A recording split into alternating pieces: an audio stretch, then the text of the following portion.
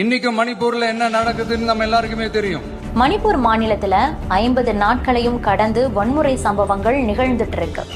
ஆனா அத பத்தி கொஞ்சம் கூட அத கண்டுக்காம ஒரு அரசு மேல இருந்து நம்மள ஆண்டுகிட்டு இருக்கு.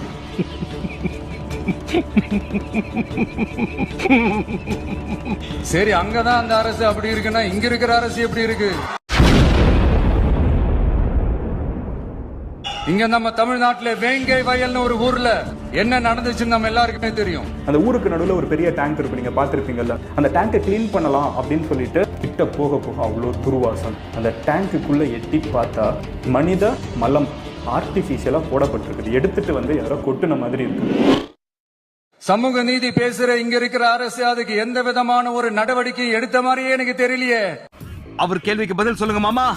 இவ்வளவு காலங்கள் தாண்டி, இத்தனை வருஷங்கள் தாண்டி ஒரு துரும்ப கூட கிள்ளி போடலையே.